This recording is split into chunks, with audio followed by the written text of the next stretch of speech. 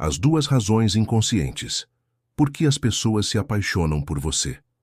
Você já se perguntou por que algumas pessoas simplesmente nos hipnotizam? Aquela conexão que surge do nada, aquele olhar que parece atravessar a alma, não é acaso. Existe uma lógica por trás do amor, e ela vai muito além da aparência ou do que é visível. Muitos acreditam que a paixão é irracional, um sentimento misterioso e incontrolável. Mas e se eu te dissesse que as pessoas se apaixonam por você, na maioria das vezes por apenas duas razões específicas? Razões profundas, invisíveis, mas incrivelmente poderosas. Neste vídeo, você vai entender o que realmente acontece dentro da mente e do coração das pessoas quando surge essa conexão intensa. Vamos mergulhar nos mecanismos inconscientes da atração e revelar o que está por trás dos relacionamentos mais marcantes. Se você já viveu uma paixão avassaladora ou quer entender como conquistar alguém de verdade, fica comigo até o final. A maioria das pessoas acredita que o amor é algo mágico, imprevisível, quase um acaso. Mas, na verdade, ele segue padrões bem definidos, só que esses padrões estão escondidos dentro de nós. Talvez você já tenha sentido uma atração inexplicável por alguém. Ou talvez tenha notado que sempre se envolve com pessoas parecidas, mesmo achando que está fazendo escolhas diferentes. Isso não é coincidência, é psicologia profunda. A ciência do comportamento humano, especialmente a psicologia analítica de Carl Jung, explica que somos guiados por imagens internas, arquétipos, memórias e experiências emocionais do passado, que moldam quem nos atrai. Aqui no canal trazemos esses conhecimentos de forma acessível e transformadora, conectando ciência, saúde mental e autoconhecimento. Porque entender como o amor funciona é mais do que romantismo, é libertador. Você não precisa mais repetir os mesmos padrões. Pode começar a enxergar o amor com mais clareza e viver com mais verdade. A lógica inconsciente do amor. O amor é um dos sentimentos mais poderosos que existem, mas raramente paramos para refletir sobre como ele realmente funciona. Por que nos apaixonamos por certas pessoas e não por outras? O que nos atrai de forma tão intensa, a ponto de mudar nossos comportamentos, pensamentos e até nossos planos de vida? A resposta, segundo a psicologia profunda, está longe de ser superficial. Existe uma lógica invisível por trás do amor, uma lógica inconsciente, moldada por forças internas que operam fora da nossa percepção cotidiana. Carl Gustav Jung, o pai da psicologia analítica, foi um dos primeiros a explorar essa lógica invisível. Para Jung, o amor romântico não surge do acaso, mas da interação entre duas psiques que carregam feridas, desejos e partes reprimidas. Em outras palavras, o que nos atrai no outro é muitas vezes o reflexo de algo que está faltando ou não está resolvido dentro de nós. Imagine que cada pessoa carrega, em seu inconsciente, um conjunto de experiências emocionais não integradas, traumas, desejos, medos, imagens do que é amor e do que é ser amado. Quando alguém surge e ativa essas imagens internas, sentimos uma conexão imediata. Não é magia, é correspondência inconsciente. O outro, sem saber, toca exatamente naquilo que ressoa com nossos vazios, carências e esperanças ocultas. Essa lógica inconsciente do amor pode ser linda, mas também perigosa, porque quando estamos apaixonados, muitas vezes não vemos o outro como ele realmente é. Em vez disso, projetamos nele aquilo que precisamos enxergar, viver ou curar. É por isso que muitos relacionamentos começam com intensidade e depois desmoronam. A projeção inicial cria uma ilusão, e quando essa ilusão se quebra, vem a decepção. Mas essa quebra não é um fracasso, é uma oportunidade de crescimento. Jung acreditava que o amor verdadeiro não é aquele que nos completa, mas aquele que nos revela. O amor é um espelho, e esse espelho reflete não apenas o que há de belo em nós, mas também o que está incompleto. Quando nos apaixonamos, é como se partes esquecidas de nós mesmos ganhassem vida através do outro. É por isso que o amor pode nos transformar tão profundamente. Ele nos leva de volta a nós mesmos, mesmo quando pensamos estar nos voltando para o outro. Quando entendemos essa lógica, começamos a mudar.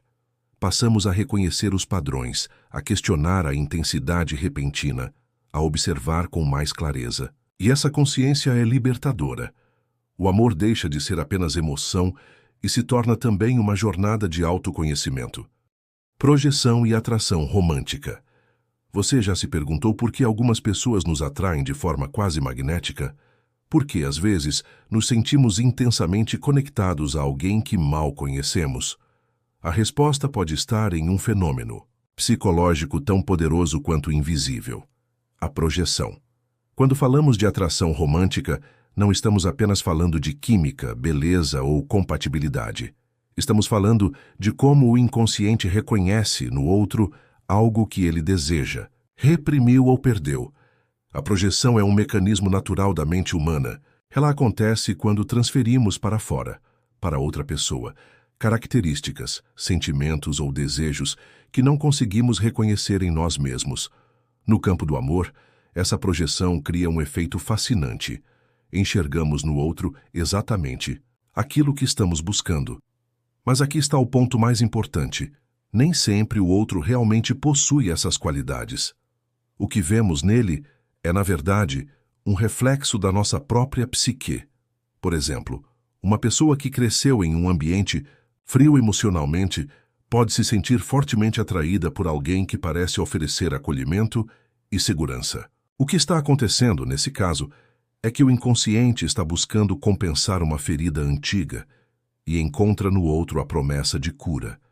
É uma busca legítima, mas carregada de ilusão. Porque essa sensação de completude vem mais da nossa necessidade do que da realidade do outro. Esse é o primeiro motivo pelo qual as pessoas se apaixonam. O outro representa algo que falta dentro de nós. Ele preenche, mesmo que temporariamente, um vazio interno. Às vezes essa qualidade é algo que admiramos: coragem, liberdade, ternura, intensidade. Outras vezes é algo que nos falta e que nem sabíamos precisar. O inconsciente vê e deseja antes que a mente racional compreenda. Por isso, a paixão pode ser tão avassaladora, porque ela toca em camadas profundas da nossa identidade e das nossas feridas. A relação se torna uma tentativa de encontrar, no outro, uma parte de nós mesmos.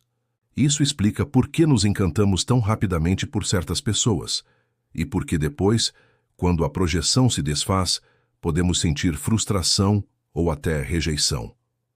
Jung dizia que o encontro de duas personalidades é como o contato de duas substâncias químicas. Se houver alguma reação, ambas se transformam. Mas essa transformação pode ser dolorosa quando não reconhecemos que parte da paixão é criação do nosso inconsciente. A pessoa que nos atrai não é responsável pelas nossas projeções. Nós é que colocamos nela aquilo que desejamos encontrar. A boa notícia é que reconhecer esse mecanismo nos liberta. Quando começamos a perceber nossas projeções, passamos a amar com mais consciência. A relação deixa de ser um campo de expectativas irreais e passa a ser um espaço de troca real, onde duas pessoas se encontram não para se completarem, mas para crescerem juntas. Amar não é apenas se entregar à emoção, é também se conhecer através do outro. E quanto mais reconhecemos nossas projeções, mais preparados estamos para viver um amor genuíno, baseado na verdade e não na ilusão. Anima e ânimos, arquétipos do amor. Dentro da psicologia analítica de Carl Gustav Jung, existem dois arquétipos profundamente influentes quando o assunto é amor e atração: anima e ânimos. Essas forças internas, embora invisíveis, moldam a forma como percebemos e nos relacionamos com o sexo oposto, e muitas vezes determinam por quem nos apaixonamos. Entender esses conceitos é como receber um mapa do inconsciente afetivo, revelando o que realmente buscamos em um parceiro, ainda que inconscientemente. A ânima representa a imagem arquetípica do feminino presente na psique dos homens. Já o ânimos representa o arquétipo do masculino na psique das mulheres. Isso não tem a ver apenas com gênero ou orientação sexual. Trata-se de energias interiores que influenciam a forma como cada pessoa idealiza o outro, projetando imagens internas sobre parceiros reais. Em outras palavras, não nos apaixonamos apenas por quem o outro é, mas por quem ele representa internamente para nós. Imagine um homem que idealiza mulheres sensíveis, artísticas, intuitivas. Ao encontrar alguém com essas características, ele sente uma conexão imediata. Mas essa conexão não surge porque ele realmente conhece a pessoa, que ela vem do inconsciente, que reconhece nela a imagem da ânima. O mesmo acontece com uma mulher que projeta em um homem força, racionalidade ou sabedoria. Ela pode sentir uma atração irresistível, porque ele toca no seu ânimos interno. Esse é o segundo grande motivo pelo qual as pessoas se apaixonam. O outro desperta em nós uma imagem arquetípica. É como se estivéssemos reencontrando um fragmento do nosso próprio mundo interior. E isso explica a sensação de já conheço essa pessoa, mesmo que o relacionamento esteja apenas começando. A atração é intensa, quase mística. Mas também pode ser enganosa, porque confundimos o arquétipo com a pessoa real. Essas projeções não são defeitos, são naturais. Todos nós temos uma ânima, ou um ânimos. O problema surge quando nos apegamos demais à imagem idealizada, esperando que o outro se comporte conforme o que projetamos. Isso cria decepções, cobranças e frustrações inevitáveis. Afinal, ninguém consegue sustentar eternamente a fantasia que colocamos sobre ele.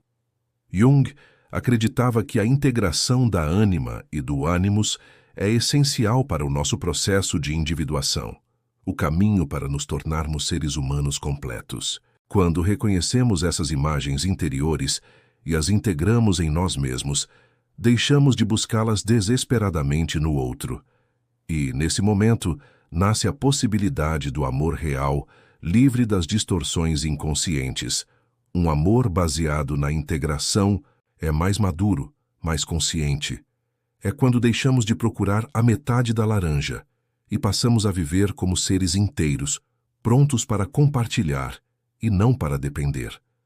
Esse amor não nasce da carência, mas da presença.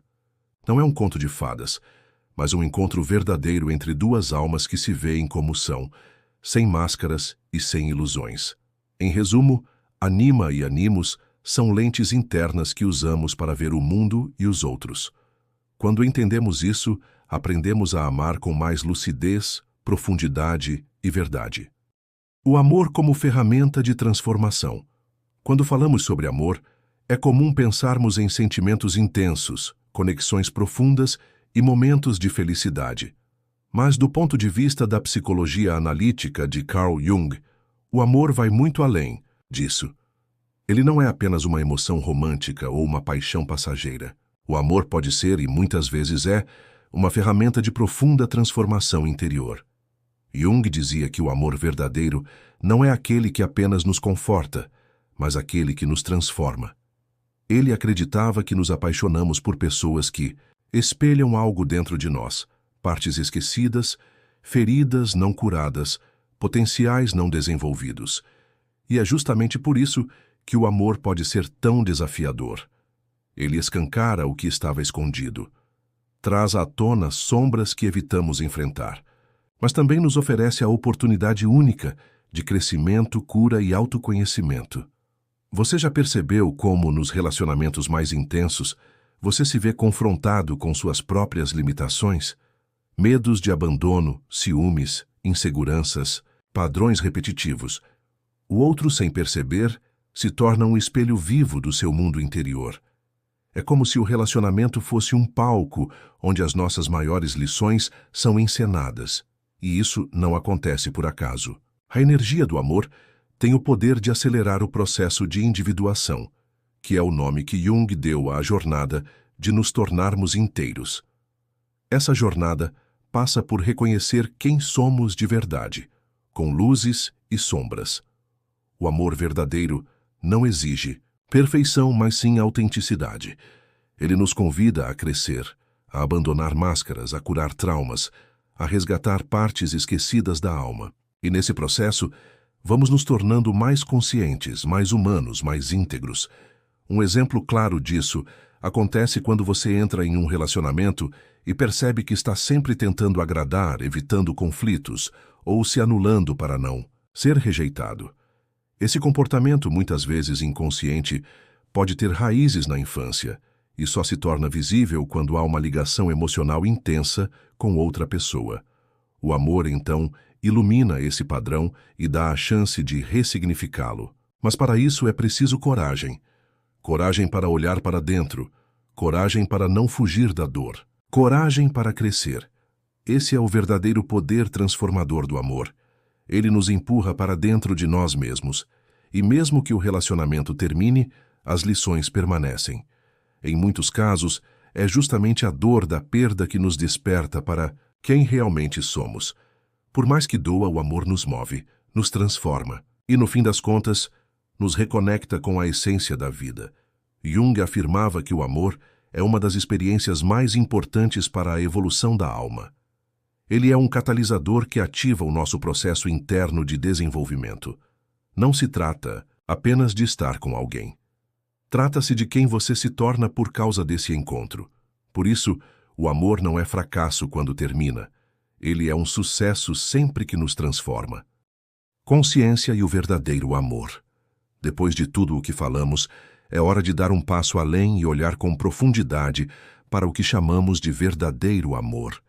E para compreender isso, precisamos falar sobre algo essencial: consciência. O amor, quando vivido inconscientemente, é um terreno fértil para projeções, idealizações e frustrações. Você já viveu aquela sensação de que estava apaixonado por alguém, mas depois, com o tempo, percebeu que estava apaixonado por uma ideia, uma imagem? Isso é mais comum do que parece. E é aí que entra a importância da consciência, porque só através dela conseguimos diferenciar o que é real do que é projetado. Carl Jung dizia que o amor inconsciente não passa de uma projeção da nossa própria alma sobre o outro. Você não ama a pessoa em si. Ama o que ela representa, dentro da sua psique. E essa representação vem carregada de expectativas, desejos, carências e fragmentos emocionais que precisam ser integrados. O problema é que, ao fazer isso sem perceber, você não vê o outro como ele é, mas sim como você precisa que ele seja. Esse tipo de amor é instável, ilusório e, inevitavelmente, gera sofrimento, porque ninguém consegue sustentar por muito tempo um papel que não lhe pertence. E quando a imagem desmorona, o amor acaba, ou pelo menos parece que acaba. O que termina, na verdade, é a ilusão. Por outro lado, o verdadeiro amor nasce da consciência. Ele surge quando somos capazes de enxergar o outro como um ser humano real, com falhas, virtudes, luzes e sombras, assim como nós. Esse amor não vem da necessidade de preencher um vazio, mas da abundância de quem já se sente inteiro. Ele não busca se completar no outro, mas compartilhar uma jornada. Isso não significa que relacionamentos conscientes são fáceis ou livres de conflitos. Pelo contrário. Mas existe uma diferença fundamental. O conflito vira um convite à evolução, e não uma ameaça. O diálogo é mais transparente, as expectativas são mais realistas, a conexão é mais autêntica, e tudo isso só é possível quando nos tornamos conscientes das nossas projeções, padrões e feridas. Quando olhamos para dentro e nos responsabilizamos por aquilo que sentimos. Quando deixamos de culpar o outro por não atender às nossas fantasias e começamos a construir uma relação com base na verdade, não na ilusão. O amor consciente exige maturidade, exige um compromisso com a verdade, mesmo quando ela dói. Exige a coragem de crescer, de se transformar, de desapegar das idealizações infantis. Mas é justamente por isso que ele é tão poderoso. Porque é nesse tipo de amor que nasce a liberdade de ser quem somos e de permitir que o outro também seja. Quando você alcança esse nível de consciência, começa a perceber que o verdadeiro amor não prende, liberta. Ele não tenta moldar o outro, mas aceita, acolhe, respeita. Ele não se alimenta da necessidade, mas da escolha. E a escolha consciente de amar alguém, dia após dia, é uma das expressões mais nobres e profundas da alma humana. Então, se você quer viver um amor de verdade, comece por você. Olhe para dentro. Cure o que precisa ser curado. Integre o que precisa ser integrado. Só assim você poderá amar de forma inteira e ser amado assim também. Chegando ao final dessa jornada intensa e profunda, vamos relembrar os pontos principais que revelam por que as pessoas se apaixonam por você e como isso está muito além do que parece à primeira vista.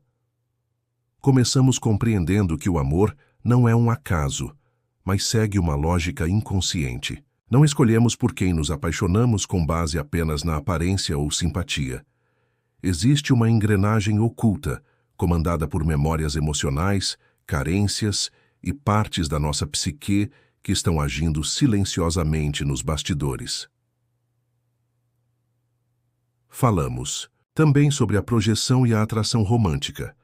Quando alguém vê em você uma qualidade que falta nela, essa identificação gera um magnetismo forte, mas muitas vezes ilusório.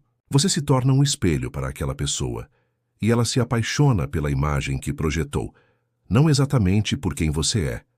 Depois mergulhamos no universo dos arquétipos junguianos, com os conceitos de ânima e ânimos.